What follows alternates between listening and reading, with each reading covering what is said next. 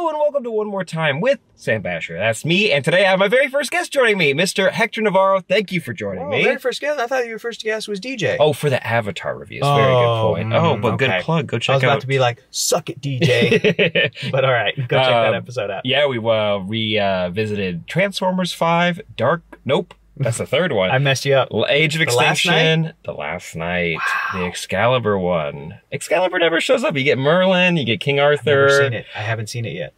I should, right? Not a true fan. I stopped after one Marky Mark. Yeah, one was rough. rough. I need to go back and do them all because then, of course, I caught Bumblebee in theaters and it's delightful. Yeah. And I bought it.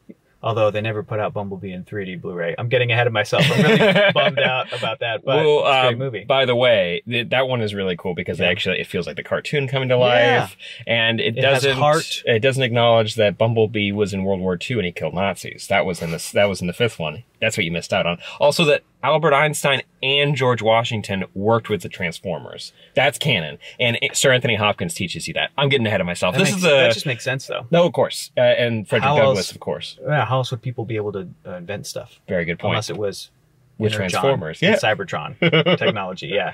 But guys, this is the show where I revisit the good and the bad of movies and TV shows. I've been making my way through Avatar: The Last Airbender, the animated series from Netflix, and I've been making my way through some bad movies with the help of my friends. So let me know what you want me to talk about next. You can actually send me a voice memo on the Anchor app. It's free to use, free to download. You guys can listen to all my podcasts, and a bunch of other people upload there too. It's a really good app. Cool. But also I'm on Apple Podcasts, and you guys can rate and review. When you do that, that actually helps me go up in the charts. I appreciate it. I have one here that I wanted to read really quick from Catherine Richardson, saying it loud for the people in the back. Sam can do no wrong except for his taste buds. You shush. But listening to him experience all the good and especially bad movies and TV shows from the past years is amazing. How brave of him to put himself through some of these trash productions so we can bask in the misery. Thank you, Catherine. Big supporter. She, what did we last fight about? Chili's, I think. I said that Chili's is the best chain restaurant. There was a lot of pushback with Buffalo Wild Wings and Applebee's. Disagree. Yeah. I'm with you. It's Chili's. It's Chili's. Molten lava, molten chocolate cake. Exactly. And you get your fajitas, you get your bean dip, you get your, you get Buffalo burger. Wild Wings is fine, but it's limited. But that's fine. They have a specialty. You know, like, it's funny because I will argue that Chili's is the best because of variety, and yet I'll still argue that In-N-Out is the best burger fast food. Same. Because of its specialization and its focusing on what it does. I will say, though, put this out there. Best French fries, Del Taco. You get crinkle cut, and you get you get crispy, but also you get the meat, the potato meat in there. I would usually go maybe Wendy's. Wendy's are good. Wendy's is up their game in the past few years. When I was in like high school, college, it was Burger King. When they did this weird like promotional thing with Mr. Potato Head, they're like, we redid our fries, and their fries were bomb. They were so good. But now, man, I guess I gotta try Del Taco fries. You're missing out. They're delicious. Also, I'm a Del Taco supporter. We're not a Taco Bell house. I try my best. I have nothing against them, but I was raised on what I was raised on, and that's what I got. I was also raised on Avatar: The Last Airbender. You're also a big supporter of animation. Yes. You also did a podcast for a while with Nickelodeon, their animation podcast, which was, I checked out the one on Avatar, and you had the creators on, and I was like, good. They're awesome. I wish there was a video component to this, because I watched the video, and I'm like, just waiting for something to pop up. Nope, there's nothing. Nope. But also you're hosting with Hyper RPG, DC Daily. You guys are familiar with this, but what else are you working on? I also have a show right now that you can watch on the El Rey network that is called El Rey Nation, which is cool. It's a real TV channel, and you can check it out. Tune in and watch it. Tune in. Pretty good. Tune in. Check it out. Right now it's Thursday nights at 10:30, but I don't know if that's ever going to change. So check your local listings.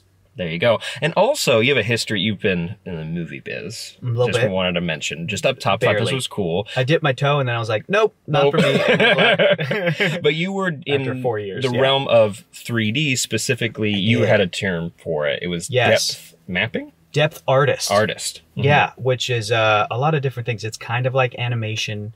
It's kind of like compositing and doing like post visual effects, special effects. It's technically in the category of post production, and it is in visual effects technically, even though it's not. It was the job of, although usually it's not visual effects, but sometimes it is, because sometimes you'll get a shot and they'll be like, hey, can you add a couple more little like speckles of wood splintering? I'll give you an example. The shot in Jurassic Park where the T-Rex busts through the log after the Jeep goes under it, and they're running, and they're, Ian Malcolm's in the back. Steven Spielberg and whoever else asked when they put that into 3D, can you add a couple more splinters of wood coming out? And then they also said, can you digitally add a few more layers of rain to be out even further than what was sort of just originally in the shot for certain shots that were in the rain? So the job was, I was doing post-production 3D conversion, which means you take a regular 2D image and you can turn it into a 3D image. And it's usually a frame-by-frame process, but because of proprietary software, like I said, it's kind of like animation. It's like you put a keyframe here, you put a keyframe there, and then it kind of propagates in the middle, and you kind of go in and tweak it. So it's kind of like animation, but it was a great job. It's a very tough industry. It is an industry that sometimes makes you feel like, this is the coolest, most glamorous thing. I love it. And other times it makes you feel like, man, they don't care about me. I'm just a body in front of a computer, and they need me here for 12 hours a day. And that's kind of brutal. And then sometimes, and the main reason I like to say that I kind of left the industry, well, first of all, there's a lot of outsourcing that's happening, which sucks. The first step of outsourcing was, we're going to move everything to Canada. And I was like, I don't want to live there. I would like to stay here in California, please. So the main reason I like to say that I sort of left that industry is because I worked on a bunch of movies that I love. I got to work on The Avengers. I got to see Thanos before anybody knew Thanos was going to be in the movie. I got to know about the Ben Kingsley twist in Iron Man 3, and I loved it. But on that same token, I was working on movies that I didn't think were good. I got to work on Green Lantern. I got to work on Transformers Dark of the Moon. I got to work on Star Trek Into Darkness. And this one was particularly heartbreaking for me because I'm a huge Trekkie. So I think the movie's fine. But a thing that really broke my heart, and it's funny because the Mandarin twist I loved. Same. Like and I love Marvel Comics, and Marvel's in my DNA, but I loved that twist. And I think they did a good job keeping it secret. I did not love the twist of Benedict Cumberbatch is playing Khan. And as I'm working on this movie, I learned that that was the case. And I got most of my shots, you get them silently. You don't get them with sound attached because that's not your job. You're just going to do the post-production visual effects work on it. And I was asking my supervisors, and then eventually we got little pieces of the movie that we could kind of screen in daily sessions is what they're called, so that we get an understanding of what's happening in the story. But got it confirmed that it was Khan because of the space shot scene where they get shot into space, and then Khan's name is like being tracked on a computer. Oh, remember that part in the movie? It's like Kirk and Khan. And so I was like, it's Khan, okay. And then I was asking my supervisors, I'm like, so is he speaking with a Spanish accent? And they're like, what? Nobody cared. Nobody's a Trekkie. Yeah. So it's kind of heartbreaking to me to be like, I'm working on this movie. I know it's going to come out. It is very important to me that this character is authentic, but also portrayed by, or like, acted by like a Latino actor, like Ricardo Montalban. I love Ricardo Montalban. And I had to see that not happen. And I couldn't do anything about it because I was already in post. So that was a thing that made me go, oh, I don't like working in post. You can't affect any of it. Obviously, that's not your job. You can't, being one of the many, many, many faceless, incredibly talented visual effects artists that work on movies, get to contribute their artistry in a great way. But if the whole complete picture isn't something you're on board with, like, tough luck, dude. You got to work on a shitty movie. I have a friend who worked in trailers. So they got Godzilla. So back in before 2014. I got a buddy who works at a trailer house too. So Godzilla wasn't in it yet. So they only had all of Aaron Taylor Johnson, and they're like, wow, he's in this movie a lot. And he knew that Bryan Cranston wasn't in that movie that much. And so he had to try to edit something without Godzilla. And to be cool part, they made that first trailer with the 2001 score where they're doing the Halo jump. So cool. But then they're like, maybe I remember him being so excited about the trailer, and he's like, but we can watch that later. We don't have to watch it right now. And it was disappointing because I was like super excited after that. And I could see how that'd be heartbreaking. So you have a background in visual effects? Yeah. Well, actually, it's funny because I'm saying that all of this is similar to animation because I went to school for animation and I studied animation from 2006 to 2009, and I have a degree in what is called media arts and animation. I have a bachelor's degree in that. So when I got out of college, this was in San Diego, and I'm living in San Diego. There's no Hollywood industry down there. So the only job, the main job that I found and was recruited for and went and worked at, and it was great, was this post-production 3D thing because a company was based out of San Diego down there. So I'm like, okay, this is kind of like animation. Sure enough, a year, 2 years into it, I'm like, I forgot everything. I can't just go work at Nickelodeon now. I'm dumb. I'm stupid. So that was on me. And there's whole sides of the animation industry that I love, but there's also similar sides where I'm like, that's really tough. And I don't know if I could do that. I don't know if I'm talented enough to do that. My focus was on like storyboarding because I love comics and I love storyboarding. So I got to flex some of my animation skills doing this job, but eventually moved up to Los Angeles to continue this job. And while I was up here, I'm like, well, I could get into animation stuff, but I did not have it in me. I will always be a fan of animation. I love animation to my core. But I think that there are the types of people that are wired for it are the types of people that are like, okay, let me sit at my desk. I'm going to draw for 8 hours straight. And they're happy and they love it and it is fulfilling. And I'm like, I love to draw.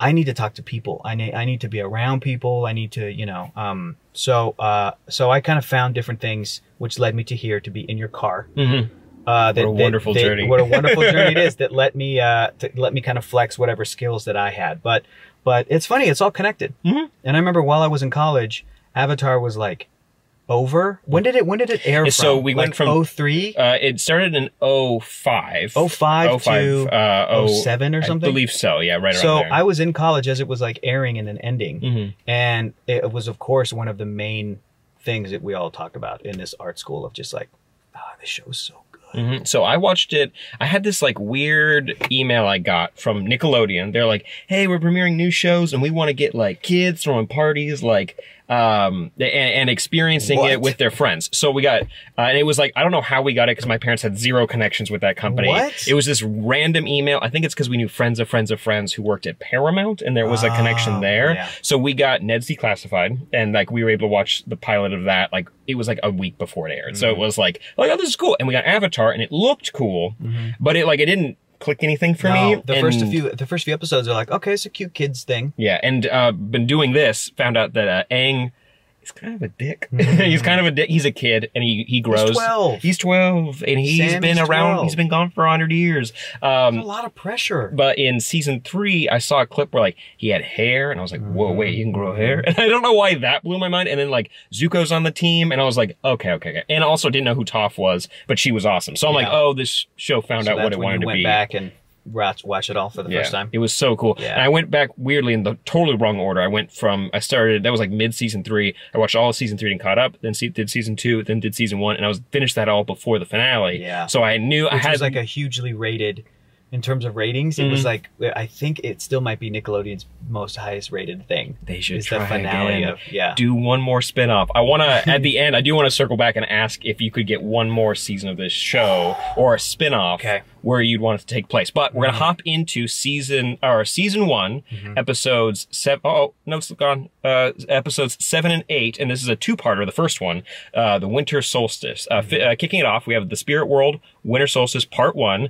Aang and friends visit a village being terrorized by an angry spirit while Iroh is captured by Earth Kingdom soldiers. So kicking it off, Aang, we get to see the forest. It's been torched by the Fire Nation. We see what is that called? A statue or a shrine for a bear, one of the protectors of the forest. And they meet the villagers and they start talking about that every night this like demon comes and steals like, one person and then runs away. And it was cool because they did mention that he was the bridge between the physical world and the spirit realm, but this is the first time we deal with it. And it's like, it felt like the biggest stretch for what the Avatar could do for me. When I was watching, I was like... Up to this point? Up to this point, because it's like he already needs to learn 3 other bending moves. He does not know how to waterbend, really. He's done it one time.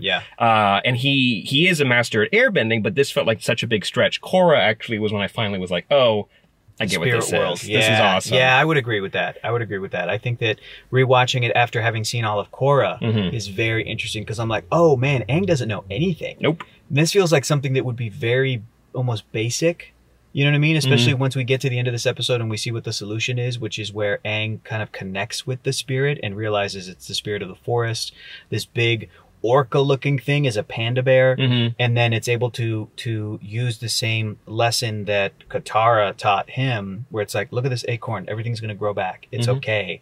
It's really beautiful and peaceful, very simple, but it does feel like it would be a thing that like Korra would be able to figure out in like 5 minutes of an episode. You know what I mean? Yeah, for and sure. the whole time Aang's like, I don't know what to do. What do I do? It's great. It was great. It's great. And I like that because he's so disconnected from his Avatar roots, but also anyone he knows. Like, there's so many people that could have taught him the basics of this, and he seems like they're all dead. He should have been able to figure it out based on his upbringing quicker than like Korra, because Korra was more headstrong. Yeah. Also, fun fact: Hei Bai, then what they call the creature, it just means black and white Chinese. I looked that up. Hei is black, and then Bai is white, and so that was just a fun little thing. Awesome. Also, when it turned into a panda again on the rewatch, I was like, I know it turns into an animal that I know. Like, why don't I know what it? I couldn't remember what it was, but I did remember that Roku's dragon comes, and I was like, that's the first time we get to see that. And also, it's the first time we start talking about animal guides for the Avatar, and I was like, oh, that means they all get their own cool like creature that gets to hang out with them. And so we have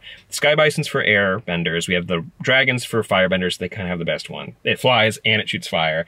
Then you got the badger moles for the earth benders, and then you have the moon for water benders, right? That's like they have the moon. They have polar creatures. That's what I was looking it up, but they're like, oh, we learned. It was always based on how they learned the bending, and they're like, oh, we watched the moon, and then they did the tides and everything. I'm like, oh, that's a bummer. Cool. Everybody else got cooler creatures. Hang on a minute. I'm skipping Maybe way into the future.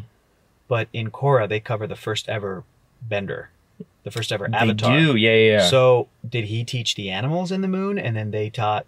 I need to rewatch that. Isn't that interesting? It's cool. Or that is a really good episode. Yeah, that's an awesome episode. Awesome episode. That character was Wan, and he was voiced by Steven Yeun. Really? Yen. Yeah, from Walking Dead. Yeah. Nice. He's great. Also, any cast member of this. I know in your last episode you talked about like. Who was it? George Takei was in one episode. But like each of these episodes will have this amazing voice cast for all the actors. They're fantastic. And I forgot. I'm like, oh yeah, Jason Isaacs was like the bad guy in like season 1. He's so good. Oh yeah, and he is Zhao's in our second part. But in this, we're just learning about like if we're talking about antagonists, we learn more about Iroh. That like we knew he was a general, and we knew he was his uncle, but we know literally is his brother's. He's the brother to the Fire Lord now. Correct. And he was a successful general, and he lost at Ba Sing Se. We don't know. And he recognized why he lost, which was a great. I love this episode because, well, there's so many reasons I love it, but Uncle Iroh is my favorite character of both the series, of like the whole franchise. Same. And Uncle Iroh is this incredible depiction of a guy who is a good person at heart, but he's working for the baddies. So he's a baddie. And he kind of knows it. And the way that he treats and raises Zuko is like the best thing ever. It's so great. But he's still, like, I love the way that he is a prisoner in this. And the way that he accepts, getting got by the earthbenders, and then him being shackled up, and he's like, I acknowledge my defeat at Ba Sing Se. I was tired. I'm still tired. And then falls over and stuff. Like, I just like the way that his philosophy about the world is great, and I like how it sort of changes over even the course of this show. Because he was always a proud member of the Fire Nation, but I think as his character evolution goes on, I think he becomes like the type of character like we'll see in part 2, which I want to bring up, which I thought was a great side character. But Uncle Iroh in this is great when he breathes the hot breath on the out of his nose on the shackles. My shackles are too loose and they're bumping my bones. My bones. Like, all right, very well. All that stuff is great, man. Him and Zuko has to make a choice in this. Does he go after the Avatar?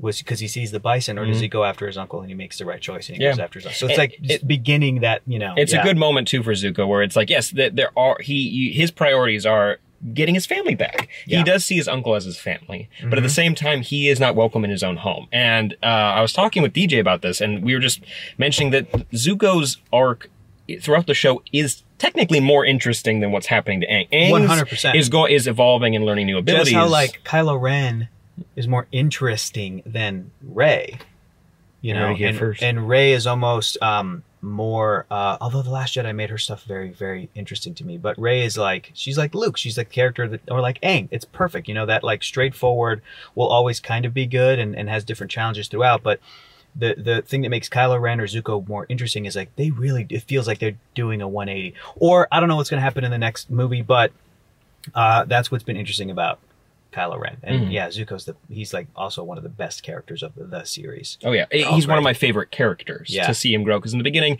he's irritating, and for good reason. Yeah. He has been through it. He has his parental abuse tattooed on his face.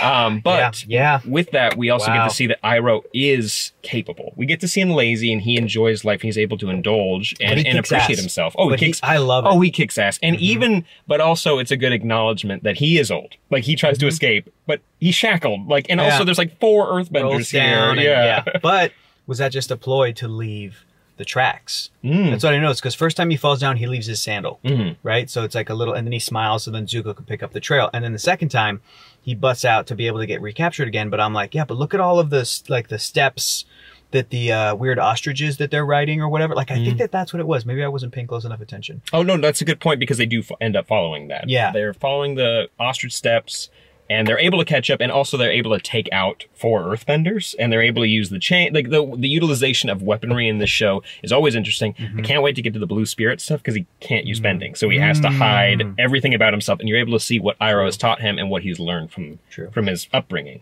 Yeah, but that stuff was great. And then the stuff with the forest spirit, I saw this episode of this show before I saw the movie Princess Mononoke. The Studio Ghibli film, and rewatching this, and I had rewatched this after seeing that movie a while back, but like, it really hit me. I'm like, they're going full Studio Ghibli in this one episode.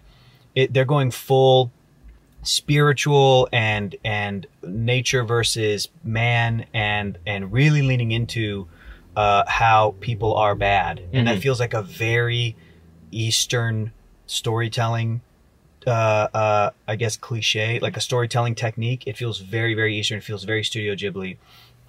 Yeah, I think that stuff was done really, really well. And it does feel like only like a first step. And then into the spirit world will go even further as both of the series progress. But I really like that. Oh yeah, me too. And we get to learn more. We get the first shot of the comet. We understand that that's important. Oh, dude. And the solstice, and we get to see the Avatar temple. I'm glad that they start seeding that like, no, the Fire Lord knows that the Avatar's back. He knows. And we don't know what he's going to plan to do with that, but also the fire sages. And I'm excited to get into that. But this first episode was really solid. I'm glad that they set up a rule that he can't use bending when he's in the spirit world. He can still interact with the physical world. That was great. In a way, but really he has to figure this out. He has to MacGyver his way out of this situation, and it's not about fighting. It's about finding your inner peace, and it's all about your imagination and how you view yourself and how you view the world. And if you're able to find inner peace, you can master the spirit world in a sense. And it's so smart, man. It's so beautiful too. And it's it's also good, since this is a kid's show, it allows kids to be like, hey, sometimes there are situations that you can't literally fight out of. You need to take a second, take a breath, and figure out how you're going to achieve a goal and end up okay. And I love that it's just as simple, like the dragon even shows him how to do it, which is great. And it also maybe is a callback to like the last episode with the lion turtle with like the little and also I've seen some think pieces where they talk about how later in like season 2, when they talk about chakras and unlocking them, they actually do a really good job of like, when it comes to spiritual healing, that. They really nail it. And so there's something about that I want to dive into once we get there. That always they hit the temple of the head on most of these creatures and with Aang. So this first episode's great. We find out we got to head into the Fire Nation. Yeah, and this leads us right into episode 2, episode Winter 8. Solstice Part 2. There we go. To contact the spirit of the previous avatar, Aang must reach a temple in the Fire Nation before the sun sets on the following day. There he will learn that he must restore balance to the world. Zuko must defy his banishment to follow Aang. So yes, Aang tries to sneak away, classic protagonist in any sci-fi show ever, that he tries to leave his friends behind. Too dangerous. I gotta go alone, this is my job, I gotta do this. And also he brings up, as soon as it starts getting bad, of course, because Sokka almost falls off of Appa, like he almost dies. Yeah. And I do love the blockade. I love the visualization of that, and it's the first time you feel like, oh, when you say banish, he means banish. Like he cannot go home. He can't even get close to his home whatsoever. Zuko has to stay out here, and so does Iroh. Yeah, that's crazy. Another thing I love too, just a great little touch in this whole sequence when they're up on Appa, and you see the blockade, is the curvature of the earth. Is that you really get a sense of scale for the ocean, because they purposefully put a curve in the horizon, so you go, man, I really can see till, even though it's the same frame, the same I guess animation technology that you'll see in every other shot and every other element of this show. There's not a real camera lens that they're using. There's not an upgrade. There's not a different thing. It's all just that artistic touch of, look at the bend in the earth. We all know what this means. We all know that this, in this sense, implies distance. And it feels so vast. And it's such a great, I love it too. And you can see like the clouds, you know, and Aang does a little thing where he goes through the clouds. Yeah, that happens in this episode, right? In episode 8. But yeah, man, just the curvature of the earth. I'm like, these guys know what they're doing, because it could have just been flat. It could have been flat, yeah. Sam. They add the nice little details. It's crazy how many ships are like, they look like they're like 30 feet away from each other as they're doing this blockade around an entire country, whatever it is. But also we see this happen twice in this episode. Zhao lets Zuko go through to follow him. And then very similarly later, Aang tries to trick the fire sages to open the doors for him. So that, and you're able to see these characters act at the top of their intelligence, which is appreciated. And you get Jason Isaacs once again as Zhao. And I forgot how big of course he's like the first season main antagonist, but I forgot like, they utilize him as much as possible. And it's Jason Isaacs. It's Malfoy's dad. That's crazy that he's in this show in particular. Gabriel Lorca from Star Trek. Yeah, he's the best. He's so good in any accent. He is good. Oh, he's great. And like I appreciate what he brings to the role and also what he means for Zuko in particular, because Aang really hasn't dealt with him whatsoever. This is like the first time that they actually meet face to face. Kind of they do. So when we get to the fire sages, something really cool, because there's so many connections between Aang, the reincarnation of the Avatar, and Buddhism and the Dalai Lama, and the way that the Dalai Lama is chosen and everything. We know that in China, it's been discussed that they've tried to elect their own Dalai Lama to bring like Buddhists back, and like, no, the Dalai Lama that's in Pakistan, India, excuse me, but where he's hiding, that's not the real one, that's a pretender. We have our own, and we picked it. Basically, like, that's pro-China. That kind of felt like there's a similarity a little bit with the Fire Sages that now support, like, the Fire Nation in particular. It felt similar, or at least I kind of felt like they were trying to do a nod to that, but, like, we didn't go to the extreme of electing your own avatar, but I'm glad that there was still someone who was loyal to that side character, that one fire sage. When watching this episode at first, I thought, okay, this is a convenient sort of story thing to have this character pop up and go, oh, he's going to help Aang through the whole thing. Oh, that's very convenient. But then I started to think about it, and I was like, no, this is actually wonderful because it ties into the same thematic territory that they explore with Uncle Iroh. This, like, you're a good person at heart, but you were born and raised in the wrong place. You know what I mean? Like, which is an awful thing to say, but the people that you don't interact with are making decisions on your behalf that you might not agree with, is really what the sentiment is. And I felt like having that fire sage totally line up with, no, I'm on your side, you are the Avatar. I am so sorry for what's happening over here. I'm going to help you as best I can because I am very loyal to the idea of the Avatar, him or herself. Like, this is what we're going to do. And at the end of the episode, even though the other Fire Sages were loyal to the Fire Nation, all of them got arrested, which is like, it's another great, the show has a lot of, similar to Harry Potter, like a lot of, it seems like it's not political.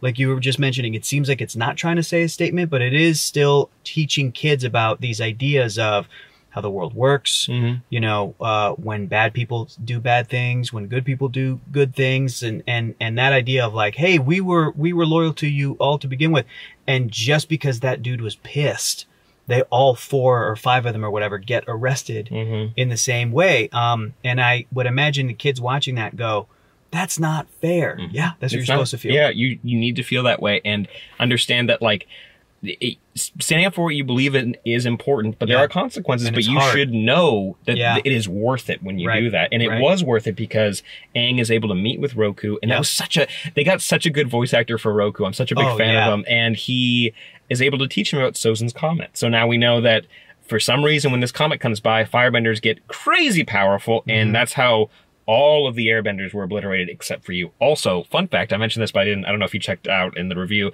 when they come to the grave of Gyatso, when they find his remains, all those firebenders are dead.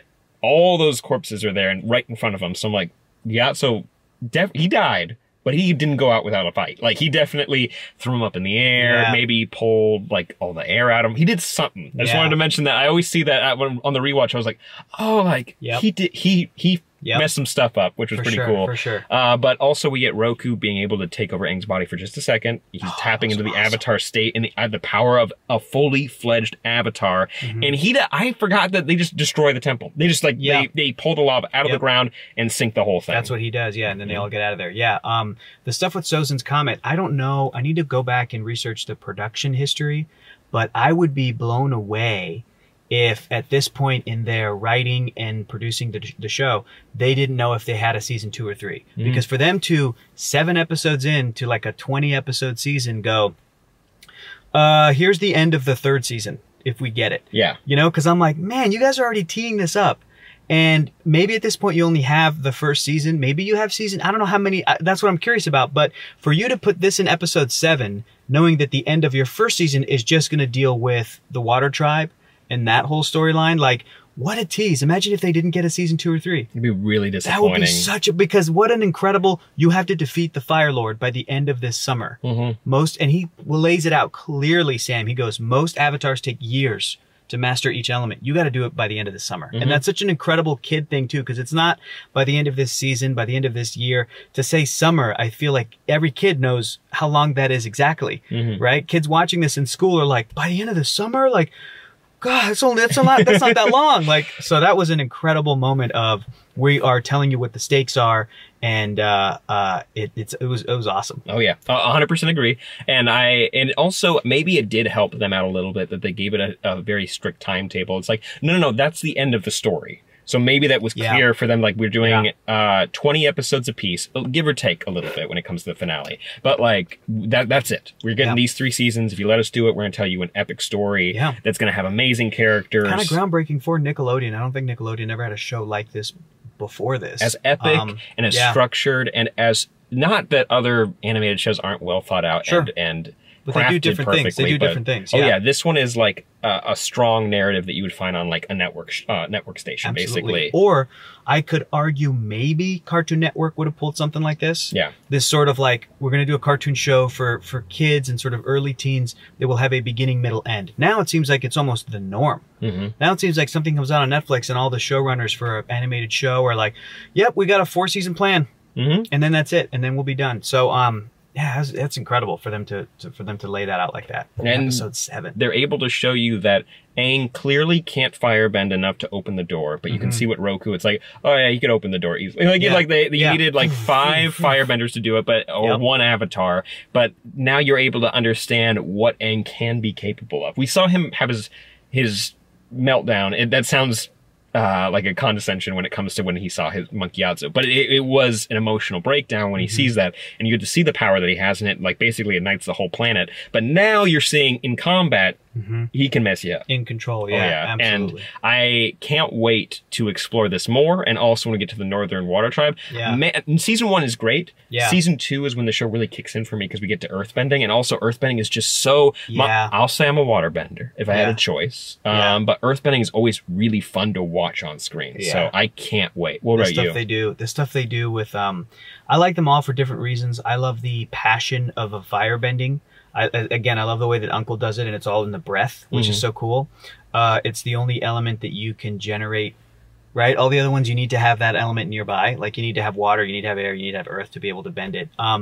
If I were picking one for myself, I'm probably an airbender. Nice. I could never be an earthbender. I'm not that sturdy. The people that are earthbenders are like solid people, solid dudes and dudettes. But I'm probably a water or air bender. And I'll probably say air. And I forget why. I looked this up. It's just like Harry Potter houses or like Ninja Turtle. Like what? There's a BuzzFeed quiz for it. Yeah. But that's probably what I am. You got me thinking about about a potential spinoff. Should we? Oh yeah, we should dive into that. We should dive into that right now. So watching this episode, rewatching it, reminded me how interesting it is to center this story around a kid who is inexperienced. He's 12 years old. And then later in Korra, we see that Aang lived a kind of full life. He died kind of young. Right? Yeah, he had a kid. 40 or something? And I think the showrunners kind of explained, because of the being in the ice for 100 years may have been like something that shortened his lifespan a little bit. It was one of those theories out there. It's like, why did he die younger? Because like his kids are still around. Yeah, and, like, Katara was still around. Everybody was still around and old. Yeah, his kids are still around. So, like, I don't know if I would ever want to see, because I'm not sure if you've ever had the pleasure, but if you've read any of the comics. A few. I'm diving into them. They're fantastic. And doing this for this show made me want to, like, I've been wanting to for a while now, to just be like, maybe I want to watch this whole show from the beginning, you know, with each episode. But there's nothing better to me than watching the series, Avatar The Last Airbender, finishing that last episode, and then like waking up the next day and reading the first comic, which I think is The Promise. Like volumes 1, 2, and 3, like in a nice, beautiful hardcover, because it's just perfect. Like, it really does pick up right where the show left off. So in terms of sequels or spin-offs, would I want to see something animated where it's Aang full powered? Sure. But what's that story? Will it be as interesting as when he defeated the Fire Lord? When he, you know, I don't know. Would it be as interesting as anything that young Korra goes through? I don't know. But that would be cool. We do see him as an adult in Korra one time when he takes the water bending away, and it's like, oh my god, he messed this dude up so easily. It's so awesome. Sorry, go on. So good. What, like, I love Uncle Iroh. Do I want to see him as a young man? No.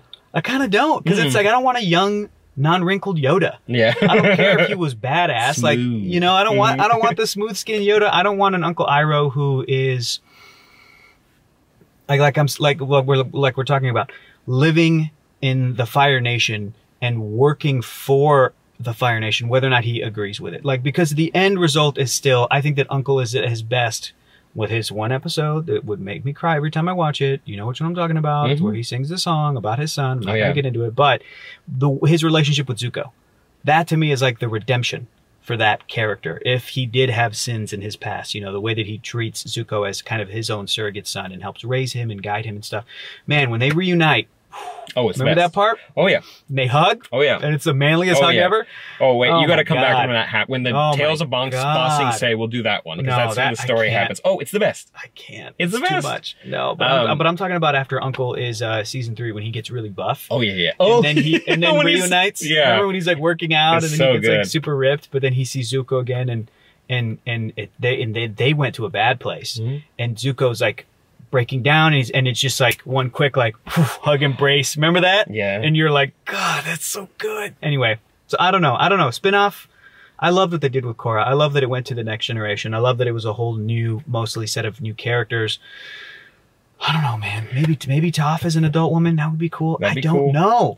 I'd throw it out to, I kind of want to not go to like crazy future, like 2099 Avatar or whatever. Like, there's a fun idea there where it's like, where would an Avatar fit into a world that is so modernized? Because like, even in Korra's time period, they're regular, because like being a regular person at this time period blows. Like, if you don't have bending, that sucks. At least for Korra, they use it to attack benders, which sucks. But at least they have an upper hand now. And I would like to maybe see a future where slightly more in the future, like just a little bit, like the next generation, maybe like past the Industrial Revolution. What is it like? Maybe like the 40s or 50s esque. Like what is that? What is technology? What is the sort of world of the Last Airbender mixed with the cool animals and stuff? But now it's like the 50s. Is there like a Great War? Maybe. With industrial, I don't like that. I don't know. Maybe things are split up again. Maybe airbenders have like a monopoly. Maybe like we get to see the airbenders rise up. Maybe that's not what their culture is like, but it's different now because of Korra. We'll get into that when we get to that show, because I want to watch that. But I would love something in the future showing the next generation, because when it comes to an older generation teaching a younger generation, it's different than it was in like the time period that is the first Avatar show. Correct. And I think you kind of lean into that like self-realization that a lot of younger people have now, and see how that would develop a different Avatar and what that would mean. Because it would, and like, or you can go crazy and do like that new Scooby-Doo comic where it's the apocalypse. Do one where the Avatar's there too. Well, I don't like that. Firebenders just shooting fire and they're zombies. I love it. Just one issue. Don't do that. Just one spin-off. One dream sequence. There you go. That's it. Yeah, someone has a nightmare for a couple. That's it. Just for an issue. Zuko wakes up like. There you go. What a dumb nightmare. That's it. There you go. Oh, yeah. Oh, that was... Oh, thank God I don't live in that world. Yeah. Well, man, thank you so much for joining us. It's getting hot as balls in this car. So, really quick, where can people find you? Hector is Funny. That's it. On Twitter? On Twitter and Instagram, at Hector is Funny. On DC Daily. That's right. There you go. On El Rey Nation. Hyper Heroes. Go back and watch old episodes of the Nickelodeon Animation Podcast on YouTube and stuff.